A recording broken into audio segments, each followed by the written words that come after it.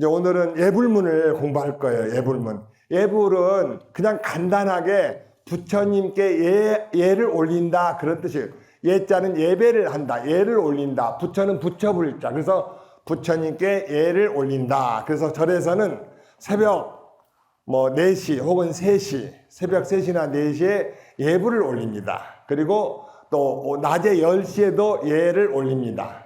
또 저녁에도 6시쯤에 예불을 올립니다. 그래서 예불을 3번 하고, 또한 여기 삼기라든가 그런 예불을 올리는데 그건 언제 하느냐? 법회 때, 그럴 때는 이제 삼기를 합니다. 그래서 여러분 삼기 배우셨죠? 삼기는 부처님께 기회합니다. 부처님의 가르침인 진리에 기회합니다. 가르침에 기회합니다. 그리고 이제 부처님을 이렇게 따라서 수행하는 스님네 혹은 사부대중께 기한다 그런 얘기였습니다. 그래서 이제 근데 예불에 대해서 가장 잘 표현하신 분이 계세요. 서산대사님 한번 해보세요. 서산대사. 서산대사가 얼마나 위대한 분이시냐면은 일본 이제 외에서 우리나라를 침범해서 우리나라를 정말 힘들게 했을 때 서산대사께서 스님이시지만은 분연히 일어나셔서 스님들을 다 규합하여서 임진왜란의 그 전쟁의 분기점을 만들어내게 된 계기가 승병들과 서산대사 사명대사께서 우리 민족을 위해서 나왔을 때부터 변화됩니다. 그래서 이 서산대사께서 이제 그 선과 귀감 한번 적어 놓으시죠. 선과 귀감. 이 책은 이제 우리 여러분께서 한 번씩 꼭 집에 사두셔야 될 책이고요. 그리고 이제 법정 스님께서도 이 책을 쓰신 적이 있고 스님들이 많이 쓰셨습니다. 근데 한번 사보시면 좋겠는데, 근데 그 선과 구감에서 이제 예배란 한번 여기 보실까요? 예배자, 경야 복야, 공경 진성, 굴복 무명. 한번 적어 놓으시죠. 예배자, 경야 복야, 공경 진성, 굴복 무명. 그냥 뭐 적으시면서 외워버리시면 좋아요. 언학이 훌륭한 말씀이라서 외워놓으시면 참 좋죠. 예배자, 경야 복야. 이거 좀 어려우신가요? 그러면은 이거 무시하시고, 예배란 공경하며 굴복함이라. 네, 굴복함이라.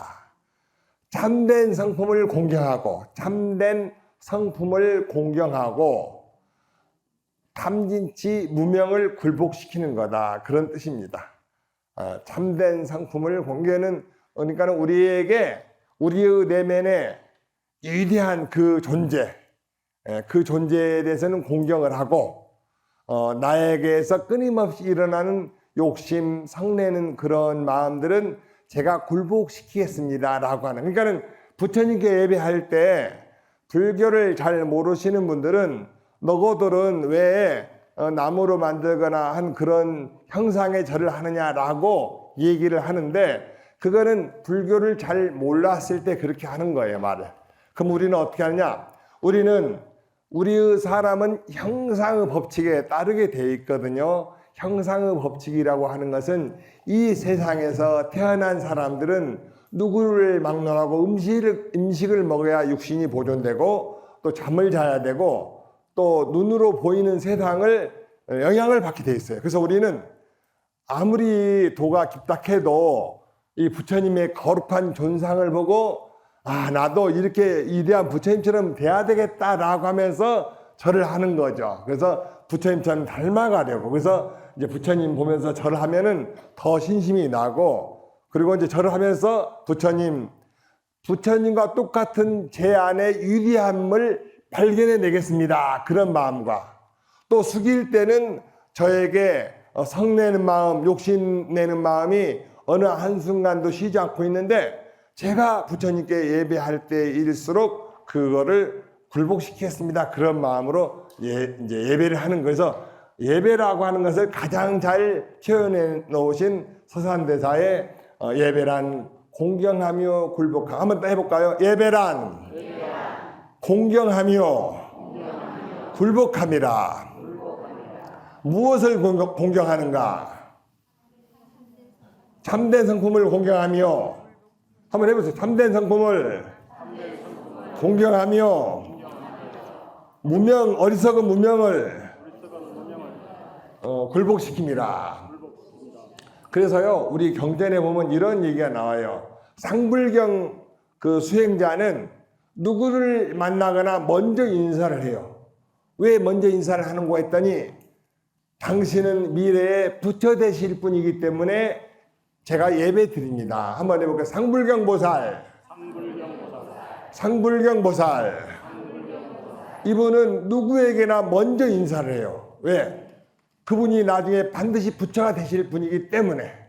여러분들도 반드시 부처 되실 분이시죠? 대단히 자신 없는 반응. 자, 대답을 크게 한번 해보세요. 여러분들도 반드시 부처 되시죠? 네. 그렇게 자신이 있으셔야죠. 용맹스러운 장군 밑에는 약졸이 없다고 하고, 전쟁을 할 때도 모든 병사들은 지도자, 그 지휘관의 눈치를 본다고 그래요. 그러니까는 여러분의 그 깨달음과 깨달을지 못하는 여러분 자신에게 달려있는 거예요. 나도 반드시 수행하면 부처가 될 수 있다. 그런 믿음을 가지셔야죠. 그래서 3기가 제일 먼저 나오는데, 3기에는 부처님께 기회합니다. 거룩한 가르침에 기회합니다. 거룩한 스님들께 기회합니다. 한데 이거는 사실 최근에 만들어진 3기예요. 그러면 한 30년 전쯤에 3기는 어떻게 했느냐 하면은 한번 따라 해보실까요? 합장하시고 귀불 양족전 시작. 이불 양족전 귀법 이욕전 시작. 귀법 이욕전 귀승 중중전 시작. 귀승 중중전. 불과 30년 전만 해도 우리는 3기를 이렇게 했습니다. 귀불 양족전, 귀법 이욕전, 귀승 중중전. 이 귀는요, 우리가 많이 사용되는데 여기다 3을 붙이면 3기이죠. 3기에는 부처님과 부처님의 가르침과 승가에 기회한다는 의미가 3기, 세 가지에 기회합니다. 그 뜻이에요. 그래서 이 누구에게 기회하냐? 부처님께 기회합니다. 해보세요. 부처님께 기회합니다. 근데 이때 부처님을 여기에다가 설명을 해놨어요. 어떤 부처님이냐 하면은 두 가지를 부족하신 분에게, 두 가지를 부족하신 분께. 그래서 이제 우리가 공부할 때 책을 보니까 두 가지가 무엇인고 하면은 복덕과 지혜라고 나오더라고요. 복덕과 지혜. 복덕과 지혜. 그러면 이 복덕은 뭐냐? 세상에는 살아가는데 뭐 해도 복이 있는 사람이 최고예요. 복이 많은 사람은 괜히 누가 밥도 사주고 싶고 그 사람 보면 좋아요. 뭘 같이 하고 싶고. 근데 복을 안 줘놓으면은 말소리도 듣기 싫어요. 옆에 있기도 싫어. 그러니까는 세상은 복을 많이 줘야 된다. 그래서 이제 복덕, 그 복을 많이 짓는다. 그 다음에 지혜는 이제 좋은 생각. 예를 들면은 우리가 지난번에 원효 스님 그 법문 말씀드렸지만은 지혜로운 사람은 무엇을 하더라도 힘들이지 않고 잘해서 결과가 아주 좋게 나타나는 것이 지혜죠. 그래서 뭐 예를 들면은 우리 옛날에 스님들께서 공부하는 방에서 이제 우연히 그 삼방 한담이죠. 일체면 지대방에서 말씀이 나왔는데 이제 우리 스님들이 다 이제 남자 스님이다 보니까 우연하게 어떤 여자랑 결혼하면 제일 좋을까라고 이제 재미있는 화두가 나왔어요. 자, 어떤 여자분하고 결혼하면 제일 좋을까요? 예쁜 것도 오래 보면은 덤덤해지고 뭐 그런데 지혜로운 사람은 같이 살수록 좋다 이거죠. 그래서 지혜로운 분과 결혼해야 된다라는 그런 결론이 나왔어요. 근데 자, 오늘 이곳에서 공부하신 여러분께서는 저는 3기의 양족전을 복덕과 지혜로도 하고 저는 이렇게 생각을 해요.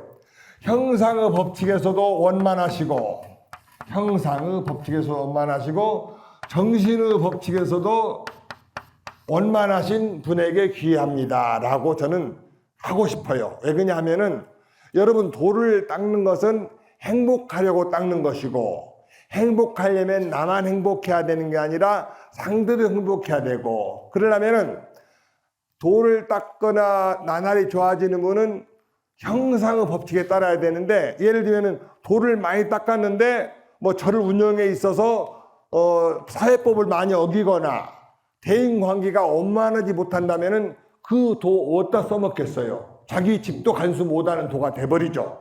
그래서 형상의 법칙이라고 하는 것은 이 눈으로 보이는 사바세계의 사회법이라든가 대인관계에서도 원만하게 하시고, 그렇게 일리가 있죠. 여러분, 절에 많이 다니시는 분 보면 얼굴이 누구를 닮았어요? 절에 많이 다니신 분은 남자는 누구 닮고 여자는 누구 닮았어요? 남자들은 부처님 닮고 뭐 저를 닮을 수도 있어요. 여자들은 관세음보살님을 닮아가요. 원만해져요. 원만해져요. 그래서 이제 변화하는 거죠. 그리고 이제 이 정신의 세계는 무슨 말을 하면은 그 말이 논리적이고 이치에 맞아요. 그래서 그분과 상담을 하면은 좋아지는 거예요. 그래서 저는 삼기에서 양족존 두 가지에 부족해 있다라고 하는 이 말씀은 첫 번째의 해석은 복덕과 지혜를 갖추신 분에게 기이합니다라는 의미가 갖고 있고, 두 번째는 형상의 법칙에도 원만하고, 즉 이 세상 사회법에도 원만한 지혜를 가지고 계시고 또 정신의 세계에서도 원만하다. 그럼 왜 그렇게 하느냐? 이것을 반야신경으로 해석을 해보면은, 반야신경에서는 형상을 뭐라고 하냐면은 색이라고 합니다. 색. 눈에 보이는 모든 것들은 색으로 봐요. 즉 이 눈에 보이는 색에서도 원만하고, 여기는 이제 공의 법이죠. 공. 반야신경에서는 색즉시공 그러지 않습니까? 색과 공이 둘이 아니다라고, 공의 세계에서도 원만하시다라는 거. 예. 그래서 이 두 개가 원만할 때 진정한 부처님이라고 할 수 있다라고 하는 것이죠. 자, 그래서 저는 이제 엊그저께 저는 그 절에 한 번씩 둘러봅니다. 밤에. 지난번 밤에 9시에 여기 대웅보존 저희 다 둘러보는데 승용차 한 대가 우리 주차장에 올라와요. 9시 넘었는데. 그래서 제가 누구실까라고 하고 저 아래 마루 쉬는 데 있죠. 그 마루에 앉아서 기다렸더니 남자 한 분이 올라오세요. 그래서 제가 이제 묵례를 했죠. 먼저 인사를 했더니 스님 밤이 늦었는데 와도 되나요? 라고 물어보시더라고요. 자, 제가 뭐라고 대답할게요? 자, 손 들고 당연히 되죠. 자, 시작. 당연히 되죠. 9시 넘었어도. 아, 그렇습니까? 그러니 저의 집사람이 절에 오고 싶다고 하도 그래서 제가 실례인지 알지만은 왔습니다. 그래서 제가 또 얼른 모시고 오세요 라고. 자, 얼른 모시고 오세요. 그랬더니 생각보다 늦게 오시는 거예요. 저는 온다고 하고 그냥 가버렸을까라고. 근데 한참 있다가 모시고 오시더라고. 근데 지팡이를 짚고 오세요. 여자분이. 그래서 왜 그렇게 했더니 물어봤더니 허리 디스크가 터져서 디스크 수술을 했는데 신경을 건드려서 마비가 돼가지고 여자분이 우울증이 왔다는 거예요. 결혼 8년 차인데 애는 아직 안 가졌는데, 그러니까 얼마나 마음이 아파요. 그래서 제가 그날 우리 운사는 대문이 없잖아요. 대문 없으니까 어때요? 아무 때나 올 수 있어요. 또 통금 시간이 없어요. 저는 사실 여기 와가지고 저녁에 몇 시 이후로는 오지 마세요라고 쓸까 말까 고민도 많이 하고 대문도 만들까 했는데 그날 처음으로 대문 안 만들기를 참 잘했다. 통금 안 만들기를 참 잘했다. 왜? 그렇게 힘든 분들이 밤에 혼자 있으니 마음은 답답하고 속상한데 부처님께 의지하려고 오시는 거잖아요. 그때 우리 불교는 그 사람을 보듬을 수 있는 그런 절이 되지 않습니까? 그래서 제가 이제 말씀을 했어요. 그랬더니 그분이 놀랍게도 여러분 43기죠. 그럼 42기래요. 근데 얼굴이 기억이 안 나요. 그래서 42기인데 제가 얼굴이 기억이 안 나면 됐더니 제가 항상 고개 숙이고 뒤로 가서 안 보여서 그렇대. 그때 방이 이제 어두우니까 그러면은 42기 불교 때 저에게 뭘 배우셨습니까? 했더니 좋아지려고요. 이렇게. 근데 왜 우울하세요? 그랬더니 우울해요. 그래도 이렇게 좋아지려고. 그 다음에 또 뭘 배웠습니까? 했더니 자, 여러분 뭘 배웠어요? 그동안 몇 번 강의했는데 여러분 저한테 뭘 배웠어요? 우리는 신비롭다. 얼마나 신비로워요? 정막강산. 자, 따라서 하세요. 무지 시작. 아, 그렇게 말고 무지 손을 손을 흔들면서 자, 시작. 무지 그렇게 신비롭다는 걸 배웠다는 거예요. 그런데 왜 이렇게 속상해 하세요? 라고. 세상에는 재미있는 법칙이 있습니다. 이 세상은 누구를 위한 세상이 아닙니다. 그러면 누구를 위하냐? 모든 만물을 위한 세상입니다. 여러분, 비가 올 때 너는 감나무니까 비 많이 먹어라. 그런 법 없죠. 비는 독초든 약초든 똑같이 때립니다. 햇빛도 구분하지 않습니다. 그렇기 때문에 이 세상은 나에게 힘든 시련이 와서 내가 혹시 어느 부분에 장애가 있다면은 장애가 있는 대신에 그 다른 부분이 더 좋아지게끔 돼 있어요. 그리고 스님인 저도 힘든 시련이 왔을 때 무려 5년간이나 원망한 적이 있어요. 제가 속상했던 일을. 근데 5년 지나고 나서 저는 알았어요. 아, 그거는 저를 단련시키려고 그런 시간이었구나라고. 오히려 지금의 멋진 스님이 되는 그런 기간이었다고. 그래서 저는 그분에게 그렇게 배웠는데 왜 그거를 활용하지 않습니까? 그분에게는 제가 볼 때 뭐가 지난 것 같아요. 뭐가 지났을까요? 유효기간이 지났어요. 이게 졸업하고 절에 한 번도 안 오면 유효기간이 없어져 버려요.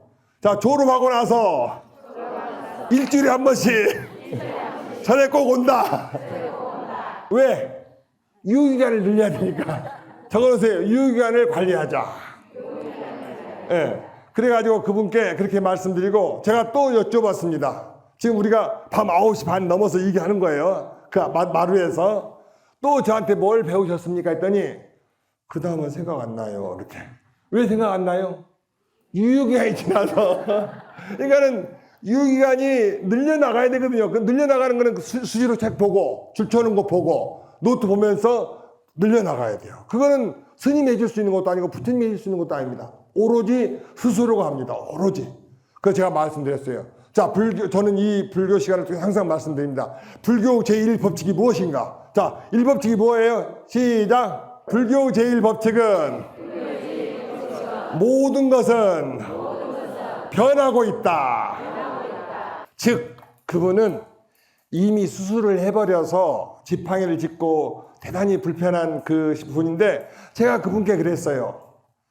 우리는 신비로운 존재이고 지금은 허리가 신경을 건드려서 불편하지만은 매일매일 변하고 있으니 오늘은 이만큼 마비됐다면 내일은 0.001mm라도 좋아질 것이다. 그러니 스스로 절대 포기하지 말라 이겁니다. 그리고 제가 어렸을 때 우리 큰형님이 제가 아마 초등학교 때인가 봐요. 큰형님은 저보다 한 열 몇 살 더 드셨는데 어느 날 화장실 갔다 오는데 이렇게 찡그리고 나오세요. 형님이 찡그리고 나와요. 그래서 형님 왜 찡그리고 나오셨더니 나는 치질이 있는데 치질을 있으면 변을 보고 나면 되게 아프단다 라고. 근데 저는 어릴 때 어떤 생각을 했냐면은 치질 있으면 아픈 거구나. 나는 치질 걸리지 말아야 할 텐데 라고 생각했어요. 그랬더니 어느 날 제가 치질이 걸려 있더라고요. 야, 그러니까 여기서 적어놓으세요. 미리서 걱정하지 말자. 적어놓으세요. 미리서 걱정하면은 걱정한 대로 돼버려요. 그래가지고 이제 저는 그래서 제가 수술을 무려 3번을 했습니다. 그리고 수술은 3번 했는데 5년 주기로 하게 되더라고요. 뭔 얘기냐? 수술을 해도 5년 뒤에는 다시 나타나 버린다는 거죠. 왜 그러냐? 왜 그러냐면 원인을 고치지 않았기 때문에 그래요. 원인을 고치지 않기 때문에. 그래서 여러분께 제가 드리고 싶은 말씀은 수술은 가장 마지막 방법입니다. 수술하지 말고 낫는 방법을 연구를 해야 돼요. 저는 지금 이제 더 이상 수술하지 않고 치질이나 디스크 다 관리하고 있는데 아무 이상 없이 살고 있습니다. 어쨌든 이제 우리가 어떤 병이 오면은 어떤 생각을 하냐면 그 원인을 살펴본다 이거 원인을. 그래서 반드시 원인이 있습니다. 그래서 그 원인을 살펴서 스스로 이제 해결해 가면 됩니다. 자, 그리고 이제 여기 아래에 여러분 해우소 옆에 보면은 나무가 하나 있는데 뿌리가 다 드러났어요. 뿌리가. 자, 여러분 뿌리가 다 드러난 나무 보면 어떤 생각 들어가십니까? 뿌리를 덮어줘야 될까요? 그냥 둬야 될까요? 덮어주면 나무 죽습니다. 왜 죽냐? 그 뿌리가 드러나기까지 몇 년 걸린지 몰라요. 처음에 요만큼 드러났다가 점점점 드러났기 때문에 나무는 이미 적응을 해버렸어요. 적응해서 잘 살고 있는데 인간이 개입하죠. 덮어주는 거는. 그러면 숨 막혀 죽어요. 그러니까 이건 뭐냐? 자, 적으세요. 변화는 나무가 자라듯이 계절이 바뀌듯이 일어나야 된다. 자, 그 얘기를 왜 드리는가 하면은 가만히 한번 살펴보시면은 우리 인류의 변화가 그렇고 모든 세상의 변화는 서서히 일어납니다. 뭐 쿠데타라든가 혁명은 급격한 변화인데 후유증이 크지요. 그래서 모든 변화는 서서히 일어나야 되는데 그 나무도 뿌리가 서서히 드러났거든요. 근데 인간이 덮어줘 버리면은 죽는 경우가 아주 많습니다. 그리고 그 외에 자, 급격한 변화는 무엇이 있을까요? 우리의 삶에서 급격한 변화는 무엇이 있을까요? 첫째, 폭설, 눈이 많이 오거나 쓰나미, 지진, 홍수, 그게 다 급격한 변화죠. 그럼 여러분 보세요. 홍수 지면은 얼마나 많이 죽습니까? 급격한 변화죠. 쓰나미 말할 수 없죠. 지진 말도 못하죠. 전부 다 급격한 변화입니다. 근데 자, 우리의 삶에서도 급격한 변화가 있겠죠. 무엇이 있을까요? 로또 당첨. 맞아요, 안 맞아요? 미국에서 통계를 냈어요. 로또 당첨된 사람을 다 분석해 보니 개인이 당첨된 집은 전부 다 가정이 파괴되고 교통사고 나서 부상당해서 장애자가 나왔고 이렇게 아주 안 좋아졌어요. 근데 단체에서 그걸 당첨된 사람들은 잘 썼다고 합니다. 즉 로또 당첨돼서 한꺼번에 몇 억이 들어오는 것도 재앙입니다. 또 갑자기 새로 생긴 친구가 막 앵기는 거예요. 뭘 사주고 대접해주고. 그거 왜 그래요? 갑자기 잘해주는 거? 나한테 사기치려고 그러는 거예요. 그러니까는 갑자기 나타난 친구가 너무나 잘해주면은 생각해 보세요. 왜 나한테 잘해줄 것? 이제 우리 불자들은 늘 생각을 해야 돼요. 자, 왜 나한테 잘해줄까? 한번 생각해 보세요. 그러면 답이 금방 나옵니다. 그래서 그렇게 아셨죠? 그래서 오늘 급격한 변화는 재앙이다라고. 자, 다시 이제 우리가 이제 예불문을 들어가. 그래서 오늘 이제 예불에서 3기에서 첫 번째 귀불 양족존. 특히 이제 지금은 다 한글로 거룩한 부처님께라고 해서 너무나 두리뭉실하게 해버렸는데 저는 이 부분만큼은 옛날로 돌아갔으면 좋겠어요. 두 가지의 구족하신 부처님께 기회합니다. 그래서 복덕과 지혜, 형상의 세계에서도 원만하시고 정신의 세계에서도 원만하신 부처님께 기회합니다. 그래서 공부를 많이 하면 할수록 절에 오래 다니시면 다니실수록 원만하고 대중과 화합을 잘하고 배려하고 그런 부분이 나타나야 부처의 길로 가는데 가까이 간 사람이지 도를 닦을수록 성질은 더 고약해지고 뭐 싸나워지면 그건 무슨 도예요? 이상한 도라고 그래요. 이상한 도를 닦는 거예요. 전부 다 사이비들이죠. 그래서 우리는 날이 갈수록 그렇게 그리고요 여기에서 재미있는 거는 이제 제가 반야신경에서 세계의 법칙과 공의 법칙이라고 말씀드렸죠. 세계 법칙은 이 세상의 법칙이고 공의 법칙은 정신의 세계의 법칙인데 얼마나 이제 반야신경에서는 이거를 50대 50으로 봅니다. 공이 즉 색이고 색이 즉 공이라고 해서 50대 50으로 보는데 우리의 육신이 너무나 크게 많이 다쳐도 죽죠. 교통사고 나서 많이 다치면 죽습니다. 그래서 이때는 정신의 세계가 너무나 상처를 입어서 죽는 거고요. 또 정신이 너무나 지나치게 형이사학적인 이상한 세계로 굴러가면은 정신질환자가 되었고 역시 생명을 오래 누리지 못합니다. 그래서 우리는 이 두 가지가 늘 수레의 두 바퀴처럼 함께 잘 조절해야 된다. 그래서 이제 공부하실 때도 막 밥 굶고 너무나 오래오래 굶고 막 그렇게 하면 안 됩니다. 적당히 드시고 잠도 적당히 주무시고 공부를 하셔야 돼요. 그래서 부처님께서 처음 중도를 말씀하실 때 그 고행도 배격하시고 쾌락도 배격하신 그 중도를 말씀하신 겁니다. 그래서 적당하게 해야 된다. 자, 두 번째 귀법 이욕존 3기를 지금 하고 있습니다. 귀법 이욕존은 법에 기해합니다. 귀법이니까. 근데 어떤 법이냐? 어떤 법이냐면은 욕심을 떠난 법에 기해합니다 라고 합니다. 즉 법이라고 하는 데는 이로움이라든가 욕망이 들어가서는 법이 될 수 없어요. 왜? 이로움이나 욕망이나 탐욕은 개인의 아상이라고 하는 자기라고 하는 존재가 만들어질 때 그거를 욕심을 내는 것이지, 이 우주의 모든 건 변하고 있다, 중도 법칙이다, 그런데 무슨 욕망이 들어가 있습니까? 그래서 모든 욕망을 떠난 진리에 기해합니다. 그래서 이제 누군가가 이상한 어떤 곳에서 돈을 많이 요구하면은 그거는 사기꾼들의 모임이다라고 생각하시면 돼요. 자, 세 번째 귀승 중중존 하는데, 이제 귀승 중중존은 승가에 기합니다. 어떤 승가냐? 여러분 모임이 많죠. 세상에는 모임이 많은데 도 닦는 모임처럼 거룩한 모임이 없죠.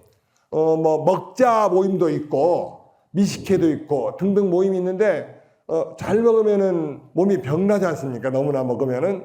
근데 이제 이 마음 공부를 하는 모임, 이 모임이 가장 거룩하고 또 우리 승가 스님네들께서는 수행하는 모임이라서 귀승 중중, 어떤 대중 가운데 가장 으뜸이고 존귀한 대중인 그 귀합니다. 그런 뜻입니다.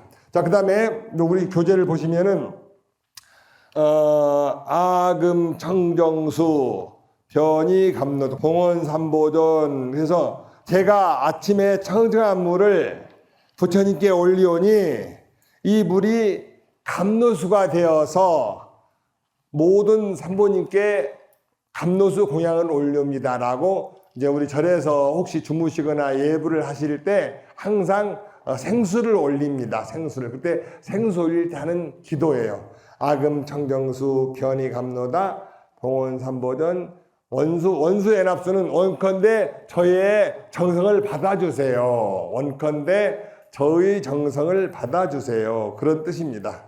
자, 그 다음에 5분 향례가 나옵니다. 한번 저 따라서 해보실까요? 개향 시작. 정향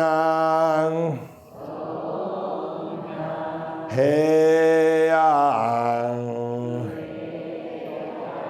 해탈향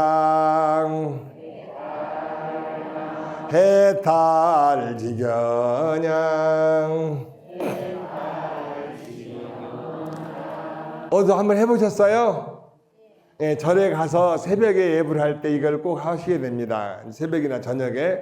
개양은 개를 지키면은 향기로움이 나온다, 그렇게 해석하셔도 되겠어요. 자, 개는 무엇이냐? 개는 사회적 윤리입니다. 사회적 윤리. 이 개는 세상을 지탱하게 하고 유지하게 하는 가장 기본 법칙입니다. 그래서 개는 무엇이냐면은, 자, 오늘 여러분께서 5가지를 이제 기억하시는데, 저는 이렇게 외웠어요. 살도 음망주. 시작. 살도 음망주. 한 번 더. 다 외워지시죠? 바로 외워지시죠? 살은 살생하지 마세요. 그런 살생하지 마세요. 돈은 도둑질하지 마세요. 음은 음행하지 마세요. 망은 거짓말하지 마세요. 주는 술 마시지 마세요. 그거예요. 네. 그러면은 여러분 부담스러우신가요? 나 술은 먹어야 하는데 그렇게. 근데 일단은 살생을 하지 말라고 하는 것은, 여러분 살생을 왜 할까요? 사람, 어떤 존재가 다른 생명을 왜 죽일까요? 그거는 자기가 이롭고자 죽이는 거죠. 이롭고자. 그래서 살생하지 말라고 하는 것은 가장 기본적으로 생명이 존귀한 것인데 그걸 죽인다고 하는 것은 어떤 우주 질서에 역행한다고도 볼 수 있는 어느 부분이 있습니다. 저는 깜짝 놀란 게 여름에 보면은 우리 눈꽃보다 더 작은 벌레도 이렇게 하면 도망가요. 왜 도망가요? 살라고. 근데 그 작은 것이 눈도 안 보이는데 어떻게 아냔 말이에요. 어떻게 알아요? 자, 보세요. 우리만 신비로운 게 아니라 그 작은 벌레도 그 나를 해하려고 오는 걸 알고 도망가고 피하고 한단 말이에요. 그러니까 이 세상은 얼마나 신비롭습니까? 정말 신비롭죠. 그래서 살생하지 말자를 우리는 오늘부터 어떻게 하냐? 살생하지 말자를 대신 어떻게 했으면 좋겠습니까?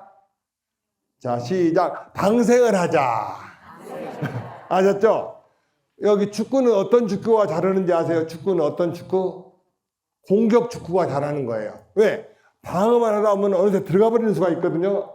근데 공격 축구하면 방어는 자동으로 돼버리거든요. 그래서 우리가 계율을 공부할 때도 살생하지 말자 하면은 좀 그래요. 근데 방생을 하자. 그렇게. 그래서 그거는 그렇게 합니다. 방생하자. 네, 방생하자. 방생은 가장 쉬운 방생은 따뜻한 말 한마디도 방생이에요. 당신이 최고야. 당신을 만난 건 내 삶에서 행운이었어. 다음 생에도 꼭 나랑 만나주기를 바래. 아셨죠? 그렇게. 그래서 방생. 자, 도둑질하지 말자. 그건 어떻게 할까요? 도둑질하지 말자는.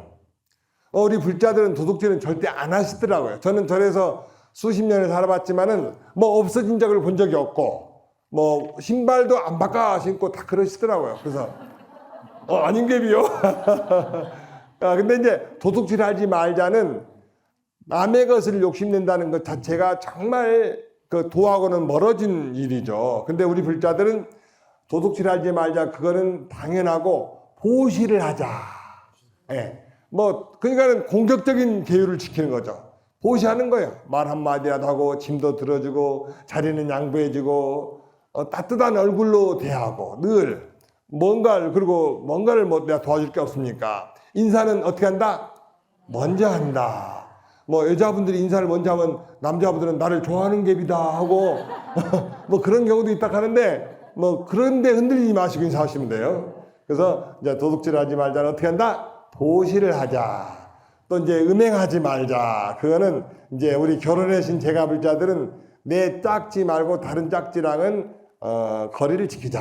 그렇게. 그래서 그거는 바르게 살아야 된다. 그 다음에 이제 거짓말하지 말자. 여러분 제가 이 시간을 통해서 여러 번 정직해야 된다는 말씀을 많이 드렸죠. 우리 저 시계법문에 있을 때 없는 거 세 가지가 뭐라고 그랬죠? 첫째, 소금. 아니, 세 가지, 인생에 없는 거 세 가지. 첫째, 시작. 공짜는 없다. 두 번째, 비밀은 없다. 세 번째, 정답. 그건 비밀 없다는 것은 왜 비밀 없다고 그랬죠? 정직한다고 그랬죠? 그러니까는 정직한 사람이 날이 갈수록 행복도가 높아진다라고 제가 말씀드렸습니다. 그러니까는 정직해야 되는 이유가 그 사람이 거짓말했거나 만들어낸 말은 묘하게 반드시 언젠가 알게 돼요. 그 아는 순간 그 사람의 가치는 한없이 추락하는 거죠. 추락해서 모든 부분이 붕괴되는 수가 있어요. 그래서 우리 불자들께서는 어떠한 경우라도 정직하자. 예. 차라리 말을 안 할지언정 없는 말은 하지 말자. 이거를 잘 기억해 놓으시고 지킨다면 오늘 한 5억 정도의 수익이 생긴 겁니다. 5억 정도. 아셨죠? 네, 5억 정도. 그렇게 중요합니다. 그래서 이제 거짓말 하지 말자는 이제 그렇게 정직하자라고 하시면 되겠어요. 자, 마지막에 뭐가 남았죠? 술 먹지 말자. 왜 술을 먹지 말자고 했느냐면은 참 우리 인류는 참 대단한 존재예요. 왜? 어떻게 술을 발명했는지 모르겠어요. 그걸 먹으면은 머리가 흐느적거리고 정신이 몽롱하고 누가 손잡아도 잘 모르고 땅에 들어 누워도 안방인지 알고 지갑을 가지고 그러니까는 술을 먹지 말아야 되는 이유는 술로 인해서 파생되어지는 일이 많다 이겁니다. 그래서 술을 먹지 말자라고 했는 것이죠. 그런데 이제 저는 이 시대에 스님으로서 뭐 가족끼리 뭐 좋은 모임을 한다고 할 때는 뭐 한 잔까지는 드세요. 한 잔까지는. 예. 그래서 이 계율을 이제 왜 말씀드리냐? 부처님께서 계율을 왜 말씀드렸냐 하면은 계율을 잘 지키면 어떤 현상이 나타날까요? 도를 빨리 이루게 됩니다. 마치 이 그릇에 흙탕물이 한 그릇 부어놨다면은 계율을 지키는 것은 이게 가만히 있는 거나 마찬가지. 그러면 이렇게 가만히 있으면은 물이 가라앉겠죠. 흙탕물이 가라앉으면은 이제 고요해져서 바닥이 드러납니다. 그래서 물을 담아 놓는 것은 이제 계율을 지켜서 가만히 있는 것이고, 정은 고요하게 있는다 이거예요. 그래서 계율을 잘 지키면은 내 마음이 안정되어 갑니다. 내 마음이 안정되어지면 그 다음에 내 마음 내부에 있는 위대한 그 나의 본성에서 지혜가 나와요. 지혜가. 그래서 계양, 정양, 해양은 지혜 해자예요. 지혜가 나온다. 그래서 지혜롭게 살다 보면은 모든 번뇌로부터 벗어나서 해탈양. 그리고 이제 해탈 다음에는 해탈해서 이제 이렇게 법문도 할 수 있고 이웃을 도와줄 수 있는 그런 견해가 생긴다. 그래서 계율을 지키는 것은 나의 삶을 가장 안정적이고 이성적으로 만들어서 내가 원하는 것을 잘 이룰 수 있게 해주는 가장 기본이다 이겁니다. 가장 근본이다. 여러분, 햇빛으로 종이를 태울 수 있습니까? 없습니까? 있습니까? 어떻게 하면 태웁니까? 돋보기를 들어대면 되죠. 그럼 돋보기의 역할이 뭐예요? 빛을 모으는 거죠. 즉, 빛을 모으면은 종이도 태워요. 햇빛은 항상 비치고 있지만은 빛을 모아놓지 않는 햇빛은 종이를 태울 수 없지만은 돋보기라는 도구를 이용해서 빛을 모아주면은 종이도 태울 수 있고 불도 태울 수 있죠. 즉, 돋보기를 들이대는 것은 빛을 모으는 것처럼 우리가 계율을 지키는 것은 나에게 돋보기를 들이대는 것 같아요. 그래서 내 마음이 혼란스럽거나 번뇌가 적어서 내 생각대로 이루어지게 하는 결과를 나타냅니다. 내가 원하는 것을 이루게 하는 결과를 나타내는. 즉 이거는 어떻게 연결되냐면은 우리가 기도를 할 때도 기도를 열심히 하면은 그 열심히 한 기도 힘으로 나의 주변의 모든 번뇌가 적어져요.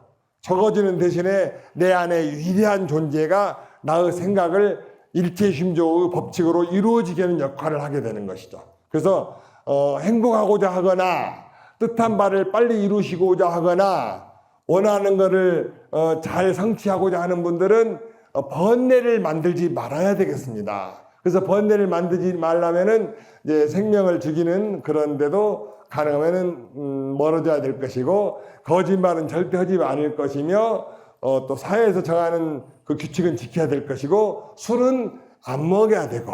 그래서 옛날 어른들은 백일 기도를 하거나 절에 기도를 하러 가실 때는 대단히 삼가했다고 그래요.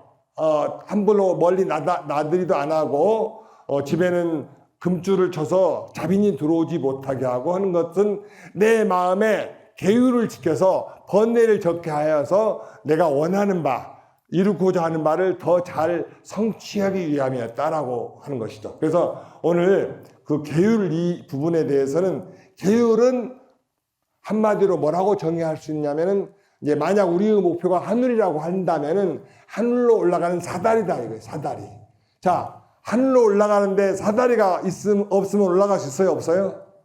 절대 못 올라가죠. 근데 계율을 지킴으로써 하늘로 올라가는 사다리를 하나 만들어서 내가 갖고 있는 것이나 마찬가지다. 그래서 이제 사업을 잘 하시고자 하시거나 또 아이들에게 공부를 잘 하게 하시거나 하면은 엄마 아빠가 이 불교의 계율을 생활화하셔서 하시면은 아이들에게도 번뇌가 적을 것이고 집안에서도 가정이 화합해서 모든 근간이 되는 것이죠. 그래서 계율은 그런 뜻입니다. 그래서 계율은 흙탕물을 큰 그릇에다 놓아서 가라앉히는 것이 이제 정을 이룩하는 거고, 다 가라앉아서 바닥에 드러나 보면은 지혜가 드러나는 것이고, 또 해양 다음에 해탈지견양이거든요. 해탈양은 이제 지혜가 생기면은 내가 지혜로워지면은 번뇌로부터 벗어납니다. 번뇌로부터 지혜로워져요. 그리고 이제 또 그렇게 번뇌로부터 벗어난 생활을 많이 하다 보면은 지견이라고 그래서 이제 좋은 지혜가 나타나서 다른 사람들도 좋은 길로 안내해 줄 수 있는 그런 힘까지 생긴다. 그런 뜻입니다. 그래서 우리가 절에 와서 개양, 정양, 해양 그런 얘기를 예볼 때마다 하는 것은 불자들이여 이 세상을 안락하고 깨달음으로 가는 길의 첫째는 계율을 지키는 것이다 라는 그런 의미로 하는 것입니다. 그래서 오늘 여기까지 이제 말씀드리겠습니다. 그래서 오늘 다시 정리하자면은 변화는 어떻게 일어나야 된다? 한번 합창을 해볼까요? 변화는 나무가 자라듯이 계절이 바뀌듯이 그렇게 다가와야 된다. 어떤 몸이 어딘가 아프게 되면 그 원인을 발견하자. 그래서 재발되지 않을 수 있도록 조건을 바꿔준다 이거죠. 조건을 바꾼다. 그 다음에 귀불양족존, 귀법이욕존, 귀승중중존 두 가지의 구족하신 부처님께 귀의합니다. 두 가지는 뭐냐? 복덕과 지혜, 형상의 법칙과 정신의 법칙에 원만하신 분께 귀의합니다. 그래서 도를 닦으면은 세상 이체도 밝아야 되고 깨달음의 세계도 밝아야 된다. 그렇게. 자, 그럼 오늘 여기까지 하고 마치겠습니다.